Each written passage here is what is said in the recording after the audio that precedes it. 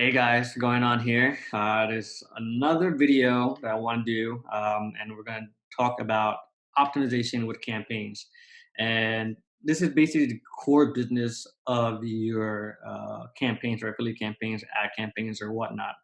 And since we're stuck inside still, I got one of my buddies to talk about one of their tools and the tools that I've been using as well to talk about why campaign optimization is important, what are the nuisance of campaign optimization, what things can you automate, what is the future of marketing online, and all that other stuff. So this will be a full discussion on actually digging deep into what your campaign should be doing, and the rules you kind of want to think about while creating your campaign or optimizing it. So I want you to, Losid, go ahead and introduce yourself. And I hope I'm saying your name right. Yes, yeah, you're saying it right. Okay. It's Losid. Yeah, So Losid. first of all, thanks for having me here. I'm the CMO at theOptimizer.io.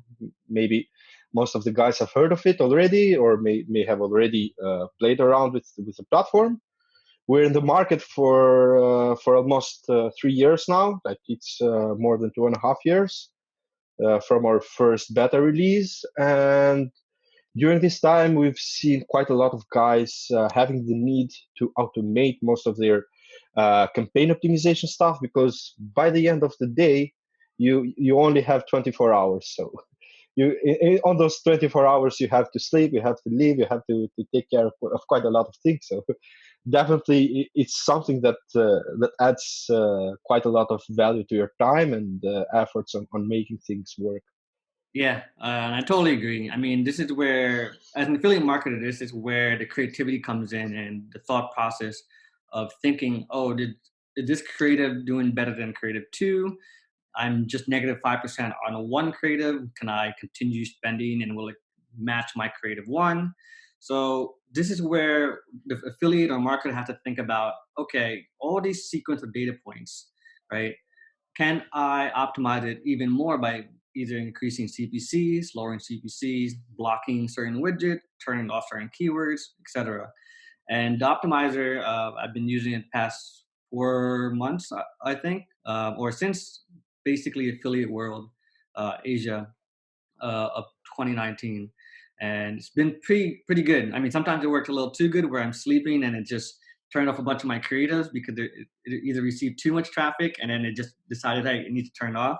Where I was like, oh, okay, I need to set some different budget on these. So why do you think the optimization part for affiliate marketers is the hardest part and the most time consuming, right? Especially for a beginner affiliate where they don't have any experience. Well, I would start with reading the data, because basically we all use trackers. At least most of affiliates use trackers. So you would need to match up data from the traffic source to the tracker and compare those data. Now, given that the tracker and the traffic source are reporting on different time zones, it will be a mess to aggregate statistics manually every day, and based on those statistics, to be able to make decisions and optimize their campaigns. And I'm pretty sure not everyone is a wizard with Excel spreadsheets or Google Sheets in order to make that happen in just a few clicks. Yet, having the traffic on, it will be still unreliable to optimize on data you tried 30 minutes earlier or even an hour earlier, in case you have some spikes or something has changed on your campaigns. Even a competitor went out, and you're getting most of the traffic due to a competitive bid or stuff like that. And besides the fact that you have to deal with the data and make actionable decisions to optimize your campaigns, there's still the part of the campaign management where you have to check out the offers, you have to check out the landing pages that you're using, the angles, the creatives. So you have to take care of a lot of components of your campaign simultaneously, and be able to manage and to route the campaign through its desired path of becoming profitable. Yeah, no, I agree. And this is where I think a lot of beginner affiliates fall in the trap in where they don't have that creativity. They don't understand what data points are. They just assume, hey, I have a spy tool. I bought the spy tool. I put this campaign on a native network and it should be profitable. But when they receive all these data points from like Android devices, Mac OS on Firefox, and with Creative 3 is working, they don't understand where to pick and choose and how to look at their data. And I think that's the most important part when anybody does any type of marketing. And this is what I enjoy about affiliate marketing. It's the data side. It's a fun game for me. And the problem is that, again, like Losid said, there's not enough time. And if I'm doing international offers, then I'm sleeping and sometimes I'm overspending. So there's a tool that actually can help us do this automation and create this stop pause, I guess you can say. But how does one come up with a rule? What is there a baseline rule for any campaign from Google to native push, right? Or do you have to get raw data first, right, and then decide from there? So I think there are two approaches to this. The first one would be to, since most of affiliates are working with affiliate networks, and most of them get access to already tested offers where there are some data for those offers. To start with, I would first ask my account manager, affiliate manager, about some basic metrics of the offer. Like, what's the network-wide conversion rate of the offer? What's the EPC for the offer for the network? And if possible, what's the total volume, let's say on a daily basis or weekly basis, the offer is receiving? And on some rare cases where you have a very collaborative affiliate manager, you get to know even the traffic sources this offer is getting most of the traffic from. Now, having this kind of information, it's quite easy to understand and be able to estimate the number of clicks you need to send to the offer or number of visits you need to send to the offer. And by calculating that, you are able to estimate how many visits on your campaign link or clicks on the ad you need to get, and how many landing page clicks in order to make a specific placements or site profitable or ad profitable based on the conversion rate that the offer is having. Yes. So calculating this data back and trying to play around with the data you get from the account manager or affiliate manager of the network, it's way easier than starting from scratch. On the other hand, another approach is to send a first batch of traffic to the offer, then try to see what are the metrics that the campaign is showing, like what's the landing page click-through rate, what's the offer conversion rate if there are any conversions, what is its initial EPC, and still even on the second case, having some type of information from the affiliate manager would be extremely helpful. Yeah, no, I agree. That is definitely one way to definitely approach it. When I got into marketing and I started learning these numbers, I started going backwards, starting from network EPC, and that's what I would go by. And then I would ask my affiliate manager, "Hey, what is the Facebook overall EPC? What is native EPC? Can you go down to Taboola EPC if you have that information?" And if they don't have that information, it's fine. And some affiliate networks will allow themselves to give that data to you. And there's some that actually do not, right? Just because that their data is proprietary, especially if they're the AOR of a specific product or CPA offer, etc. Right?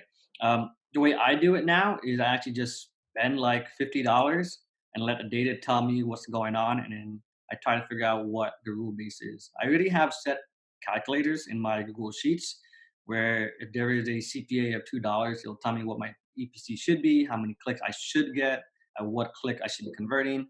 But this comes with experience, right? And I've made these semi Excel tools, Google Sheet tools, just to give me a baseline, right? And if you need a baseline, I think the best way to do it is just buy traffic. And then once you buy traffic, you have to look at it and be like, oh, all of these Firefox browsers is working, you know. So you want to turn off all the other browsers, right?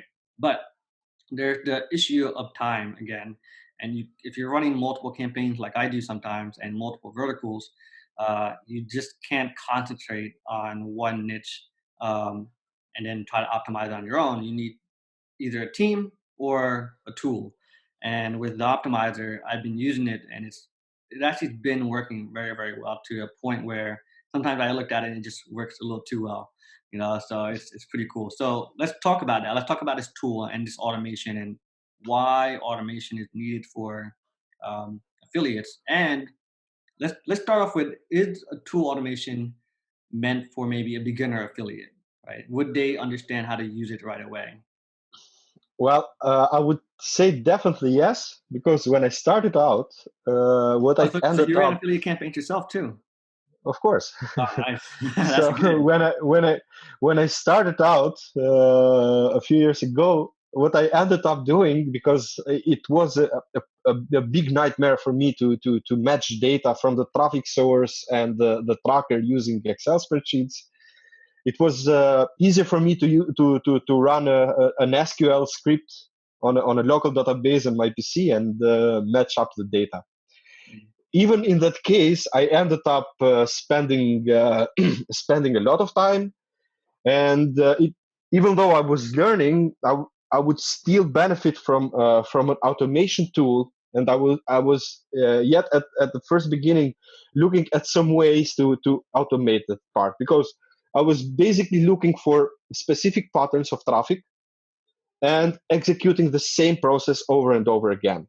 So when we first launched, we had lots of new affiliates or newcomers to the affiliate space, and they were somehow concerned that using an automation tool would prevent them from properly understanding how this whole thing works. And they either Wait, can you break accept. that down a little bit? What do you mean how they would what their whole thing was, their whole campaign, or No, the whole learning process of the learning affiliate, process? Okay. like optimization, when to block something, when to change a bid, and when Yeah. to make this type of changes. So uh, most of them were a bit afraid of, and being part of some of the biggest forums, we've seen the case studies or follow alongs where these people ended up spending way too much money on trying to learn things up. So it ended up being a compromise between learning things fast and learning things the manual way, and accept an extra ad spend or an extra loss, or prevent or avoid this extra loss and learn things and optimize things quicker.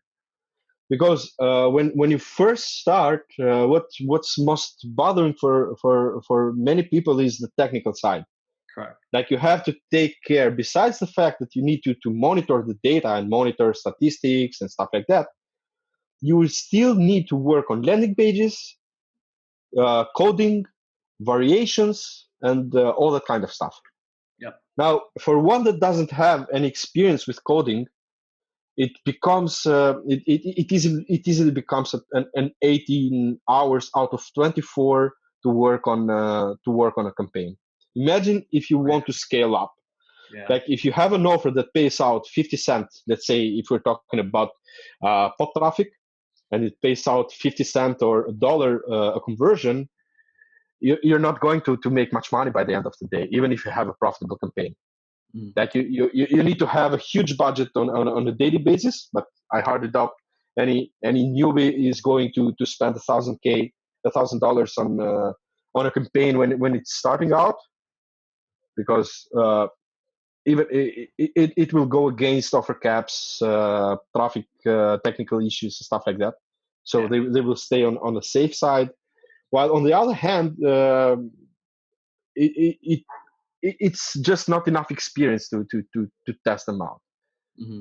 because you need to scale, or one needs to launch many campaigns, see what's sticking, cut the losers, keep the winners, scale them up, and at the same time deal with the communication, deal with creatives, Yeah. split testing, learning new things. It's practically impossible. Like I Yeah. personally ended up 20 hours on 24 And yeah, when there I are days started. where I actually just like one day would be just dedicated to landing pages, and it's crazy. Like I'll be so into it where I actually don't even have lunch sometimes, right? And that's actually not good. So, but yeah, so for a beginner, I think it's definitely good for them to use a tool, but how do they know what rules to set, right? Let's say, a, let's do a traditional sweep email submit at $2.40, CPA. What kind of Mhm. rules should they set off that, off that So information alone? on that information alone, I would start with cutting out placements out of at a maximum of 2 times the CPA. Hmm. Is depending on the traffic source. So let's say if we're talking about pop traffic without any landing page, 2 times the payout of the offer would be okay. Mm. But Oh, damn, ideally, I I go would I go 3 times actually. You know. nah, on a $2.4 payout. It may be a bit too pricey to test. Mm. Consider running on Propeller, and you get traffic from at the first day from around Yeah. 500 placements. 500 placements on a $50 or $30 daily budget, you won't get enough data to spend 2 times or 3 times the payout of the offer in order to make decisions Hmm. without a landing page, especially if you're direct linking. While if you're using a landing page, I would start optimizing based on the landing page. So let's say I'm sending, depending on the traffic source, I'm sending like from 100 to 200 landing page visits without any landing page clicks, and kill any publisher that didn't generate at least one landing page click out of 200 visits or 100 visits.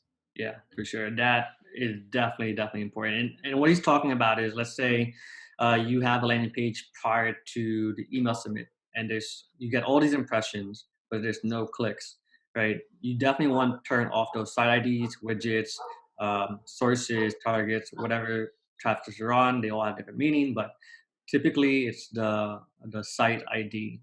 And then if those site IDs match up to a publisher ID, which is technically the owners of all these websites, you just want to turn them off throughout, just because there's no clicks that's coming through, and they could just be bad bullshit websites, right? So Yeah, you're just buying trash. yeah, In that exactly. situation, you're just buying trash. So it doesn't make sense keeping them on. Correct. Yeah. So now with automation, now the optimizer is not a campaign manager. Besides where you can um, handle creatives, right? Where I think on native you guys have it, right? Not on the mobile side. Yeah, what happened? The strange thing, and that's on two sides. So the first one, when we launched the mobile version, which takes care of pop redirect and push traffic, it was on the same timing when Google declared where to pop traffic.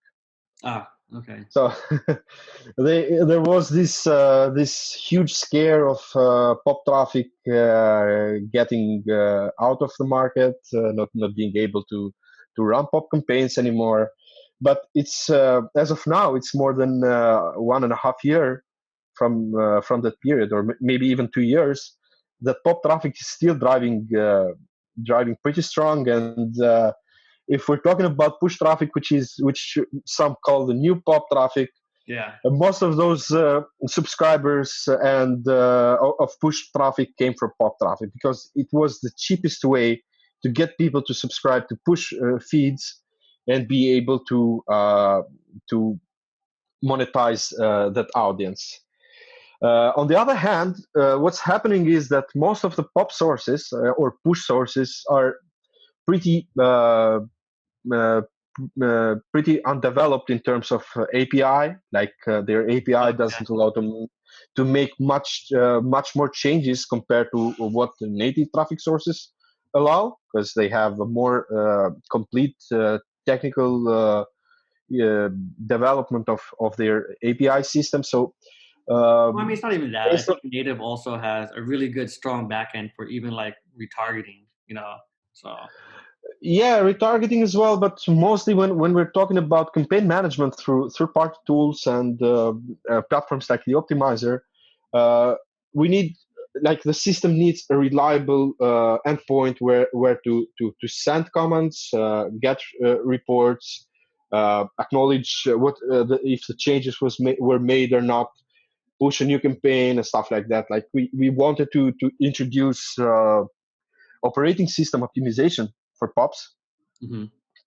Like we spent quite some time on that like a year ago, and it was quite unreliable, and that mostly because of the API capabilities of the traffic sources, that it made it impossible to offer that type of optimization on our platform for all the traffic sources, if not all, at least a few of them. But by the end of the day, it would end up just a waste of time.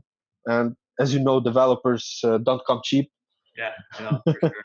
Yeah, And by the end of the day, if something wrong was going to happen, the blame would be on us and yeah, that not is the traffic source. yeah, correct. Because So it's that me using your system and then complaining, not be like, hey, and we won't. Especially people that don't understand technical stuff, they wouldn't. yeah, You know, they want to assume like, oh, it's propellers API, it's even devs API or whatever, right? So even with what we have, there are there's quite a huge list of issues that most of traffic sources, especially on pubs, have. So that's why we decided to focus on the native, because it's on the other hand, it's an increasing traffic. There's an increase in terms of interest about native traffic, and there you have quite more options in terms of selling a more serious product. that is true. Yeah. Take care of the funnel, like play with more reliable variables, test out things in a more serious way compared to pop traffic.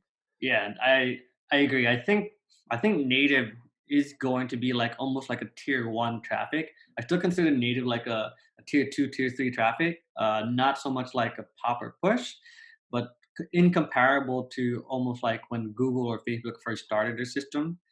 I mean, Taboola and Outbrain's merge is one sign that native is going to be a huge traffic source for a lot of affiliates and marketers to use, just because it can be information based only, where news publications can just use it to promote, and it can be also for affiliates, right? But obviously, Yeah. it's very strict guidelines. I know through Taboola alone and Outbrain, they really have strict guidelines. So, um, yeah, What we've seen with native is that some of the guys that used to run, some people that used to run quite heavily on Facebook, that due to their policy changes, they were forced to clock, yeah. and dealing with account banning. Like you would turn on a campaign, and next morning when you wake up, you just find out that your account was banned. Yeah, and this is the reason why I moved.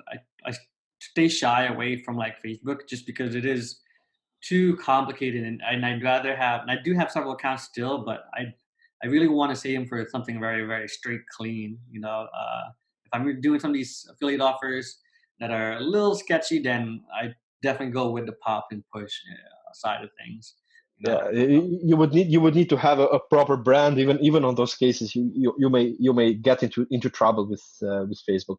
yeah, While on native it's a totally different story. Like yeah, once they see that you spend, they will be available for anything. Like give you access to API, tell you what's hot and what's not, what creatives are running, especially if you get a good account manager. yeah. I And mean, like even like yeah, strange thing what's happening now is that Tabura and Outbrain are turning back are getting back to affiliates, oh, because yeah, most of the brands stopped their ad spend on native, and they're trying to get affiliates back on board. Like they're asking like what do you have access to, like check out this offer because it's performing really well on our network, check out this other one. If you need an account manager, we're available and stuff like that. So Yeah, no, I agree. Like when I was working with MGID, they basically open up their back end to me and they're like, hey, push this, promote this. This where you need to put. Here's your whitelist. If you want us to open up the blacklist a little bit, tell us. You know, they're very, very open for sure, but they're also very, very, I think, strict on like, um, if you like, I know on MJD you can't have like monetizer links on there. It has to be specifically straight to the page. There needs to be at least a mini site on top of it as well. So, I mean, this is the reason why I think it's like a tier two. It's almost like a Google, Facebook, but just enough to be like a push or pop, you know. So, but let's get into finish off with just like talking about automation. And now our automation is based on rules. And we're getting this whole universe and marketing now getting into machine learning, AI. And do you think you guys are going in the direction? I know when I spoke to Besmir, you guys first had something in development. And let's see, like, can you update on that a little bit? yeah, so we when when the project started, we right from the beginning we were working on a proprietary mathematical calculation. Like it wasn't an AI because for the time being, when we started out, it showed up some problems that weren't giving reliable results, or maybe it was too early for AI to take in consideration beats, publisher performance, landing page click-through rate, specific landing pages, specific offers and stuff like that. When you're trying to bring all the variables in one place and decide what to focus on. So we discontinued, even though we worked quite a lot on that project. We discontinued that, and as we're speaking, we are on the finalization stage of our machine learning module. Hmm. It's not ready yet, as it's currently under testing. But the good thing of it is that it will be able to build the optimization strategy uh, based on a specific traffic source and based on a specific funnel or offer. Because you when seeing different traffic sources individually, we end up getting a mixed set of optimization approaches. Like Correct. Yeah. you differently optimize Taboola, you differently optimize Outbrain, you differently optimize Rev Content, as as well as you have different components on their campaign structure. So you have uh, sites and ads on Taboola, you have sections, widgets, and ads on Outbrain, and their bidding hierarchy is different from each other. Different goes on Rev Content, let's say, where you have widgets and targeting categories, Yep. or if they introduce another variable like zip targeting or stuff like that, Yeah. or if we're talking about Yahoo Gemini, where you have sites, you have domains, you have uh, publisher groups and stuff like that. So there are quite a lot of different variables for each of the traffic sources, and uh, quite honestly, they need to be considered separately.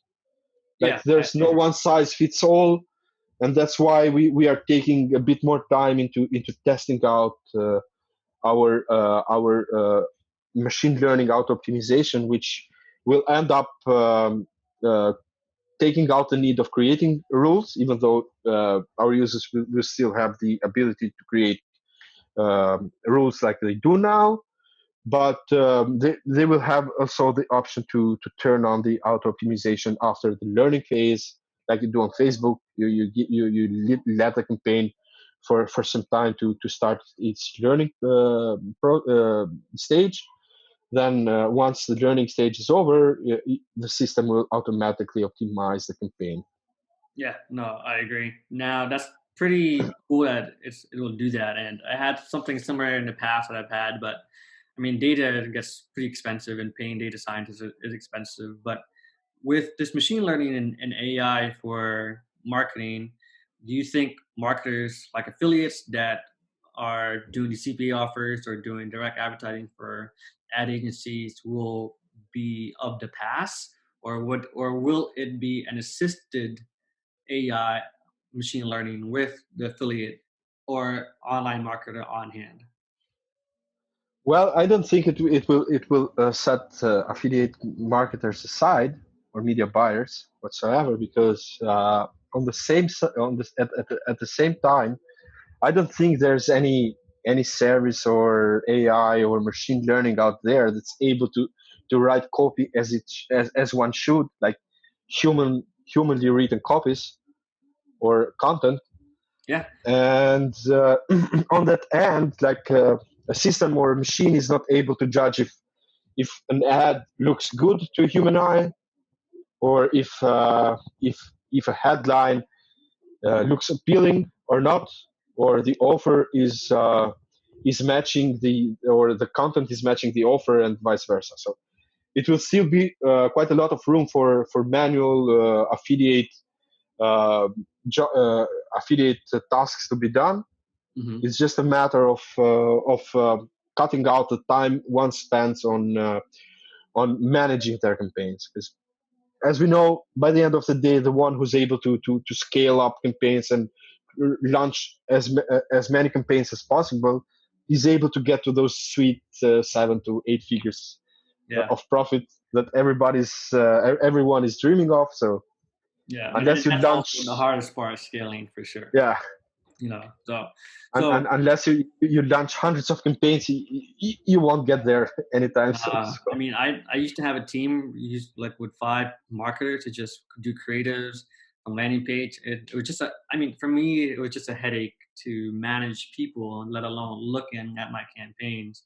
And it's the reason why I always fall back to being a single layer affiliate, just because I think I know what I'm doing. I think I do it much faster, but that's just my ego sometimes.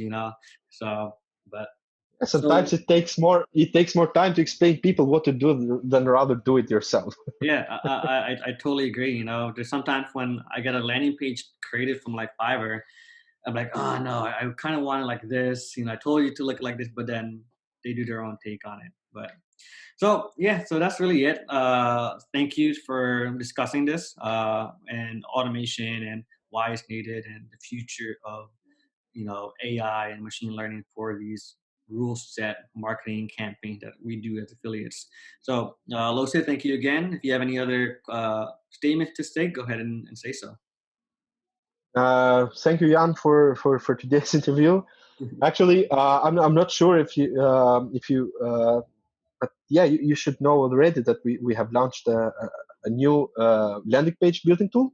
Oh yes, yeah, yeah. It's called LandHub, um, Someone and a someone in number. the Adventist group actually asked if it was your tool, and I I knew it was your tool. Is it an extension of Optimizer, and will it integrate in itself? Well, actually, for now we're still in beta. Yeah, Maybe in the near future, based on how the developments go, we will integrate together mm, and let both systems talk to each other. But it's already pretty soon to say that, yeah, because we're just out of the beta, uh, still in the beta period of the product. But what's good about Lander Lab for now is that it is simple. Like it very has simple. it's simple. Like we have people asking about MVT, multivariate testing, and stuff like that. But as of now, it fulfills most affiliates' needs, Yeah, like creating a landing page, get rid of hosting, not to get away or stay away from WordPress, which tends to be a, a sometimes bug slow. whore when it comes to security issues, Yeah, especially as well as performance side of things. So yeah, it's once you get the automatic rules and the automation playing for you, you can spend enough time on tweaking landing pages and making the changes that can literally twice or increase the performance of your campaigns by 100%. yeah, and the best thing about it is the Lana Lab actually has like a ton of templates. like from finance to the sweeps, gamified landers to single videos to so what every ad spy tool out there that shows you the lander, you guys look like have every aspect or a template of it. So and it Yeah, seems like you guys are always uploading something new too. yeah. So we have created a starting template library from what's been around on spy tools, like the mainstream templates of the landing pages. Also, we have a direct integration with Perplexity, Mhm, and there we're talking about Perplexity native, mobile, as well as adult, if I'm not wrong, where you can directly import the landing page with one click from Perplexity, without having to download it locally on your PC.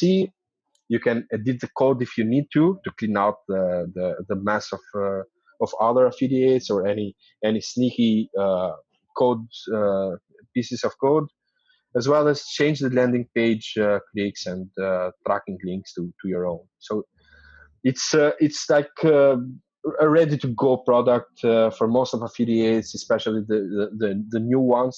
Even though most of our heavy users, as we're speaking, are long time affiliates mhm. that that are cutting out the maintenance cost on the servers where they used to host the landing pages, and Yeah, it just makes everything it is yeah, it just they definitely makes it easier. Most of my landing pages are on Vultr right now, and I have to log into my FTP or Atom FTP and edit it. This one, I just pick a template, I edit the text, and that's pretty much it. You know, yeah. so It comes with a visual builder and everything that one needs to get started with landing pages. Even do some advanced stuff if you know code. If one knows coding, can but open yeah, the I code mean, editor. I've used the templates and I've added my JavaScript back button redirects in there. I've done the on click pops on there as well. I have a set timer if nobody interacts with the landing page, right? So it's pretty easy. I mean, it definitely removes 90% of technicality, and then there's that maybe 10% where if you want to add in your other code like your JavaScripts or then that is some skill sets you should have. I think a little bit, but it removes the hosting and if you want to destroy the page because you think a spy tool might see it, boom, destroy it, and it's easy. So It helps even those affiliates who out of the fear of dealing with landing pages just skip them out. yeah. And I've had cases where just doing some small tweaks or customizations to the landing page, it literally doubled the performance of the offer. Oh wow. Yeah. It turned out the campaign from a big loser like minus 60% up to at the beginning like 10% positive ROI, just with a few small changes like showing dynamic content based on the locations, Oh yeah. Yeah. Yeah. calling out location based on using our trackers data and stuff like that. So it's literally something that one shouldn't skip. I totally agree. And this is again, this is all based on data, guys, right? And this is where the tools comes in to look at your data and be like, hey, I can use this piece of data, put on my landing page, and get the user to encourage or engage with your landing pages more. And so this went from a optimization conversation to definitely more data, which they basically are like this. You can't have one without the other, right? So Yeah, definitely. Because if you have a bad landing page, you end up killing good publishers just yeah, out of poor performance of the landing page, because these are all related to each other. yeah, correct. I mean, there are times where I'll turn unblacklist and reblacklist just in case with a new change, just because Yeah, you just don't know. You know what I mean? yeah, So, but yeah. yeah. So again, thank you, Losid, for having a conversation with me, guys. If you have any comments or questions for him for the Optimizer or Lander Lab, you can go ahead and leave a comment below, and I'll go ahead and forward it to him as well. And if you're in the Adventures Online Slack group, he's there participating in almost every question based on optimization and landing pages as well. So again, thank you for having this conversation, and we'll Thank talk you, soon. Jan. Thank you. Bye bye.